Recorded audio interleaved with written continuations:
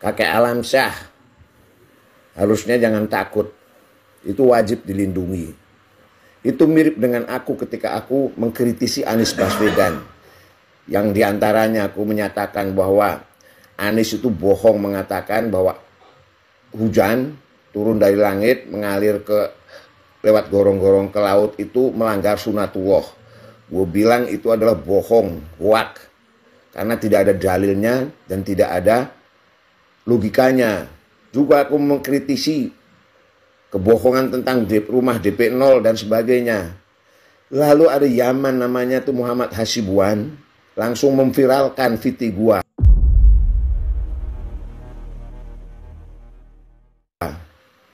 Dengan dia seperti mengancam gitu. Lalu ada Said Didu itu bekas pejabat SDM itu. Itu juga gitu malah mencari gua katanya. Nah, setelah aku tahu dari teman-teman yang memberikan WA pribadi ke aku, katanya aku diancam sama mereka berdua, maka aku cari Twitternya. Lalu ya aku ajak adu argumentasi dengan bebas. Kedua-duanya ternyata itu malah ngacir gitu, memblokir Twitter gua gitu.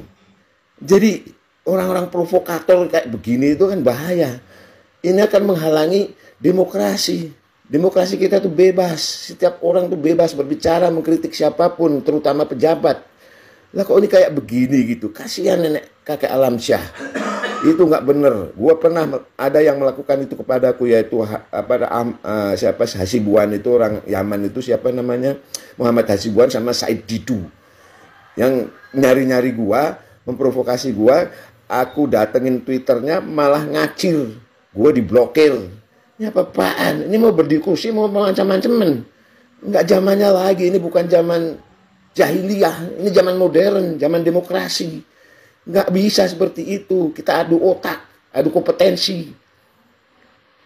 Jangan Cina-Cina, jangan aseng-aseng. Jangan begitu dong. Itu orang Cina memang berjasa besar. Membuat kontribusi besar.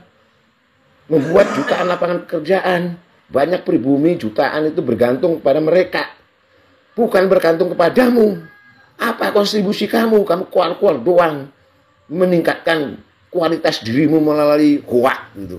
Yaman, kadrun yang berjasa memviralkan VT gua.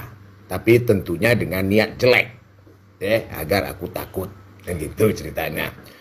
Terus aku jadi viral waktu itu. Walaupun banyak yang menghujat kadrun-kadrun gitu. Nah, gue ngerti kalau gue digituin sama orang Yaman ini. Orang Yaman ini inisialnya MH. Ya, inisialnya MH. Yang memprovokasi kadrun-kadrun supaya memperkusi aku. Kayaknya itu tujuannya itu. Lalu gue lihat kalau dia ternyata punya akun Twitter gitu. Nah, gue serang dia dengan kata-kata yang sama, bahkan lebih gitu.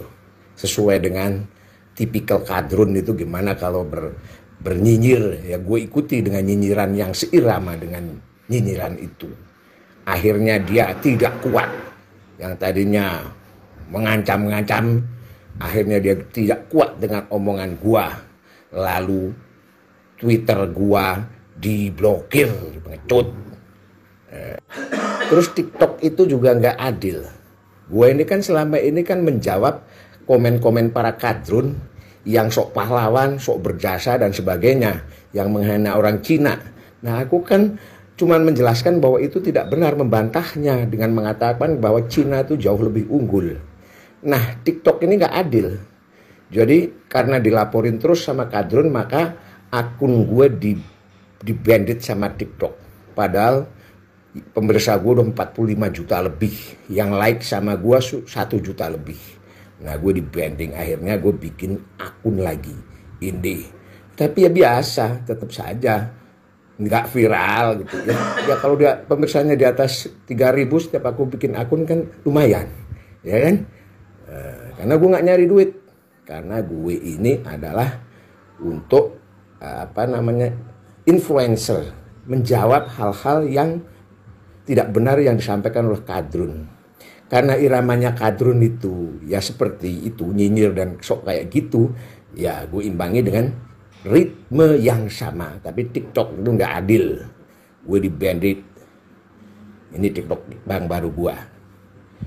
Jadi MH itu yang dulu ngancem-ngancem sekarang ngacir. Dia blokir akun Twitter gua.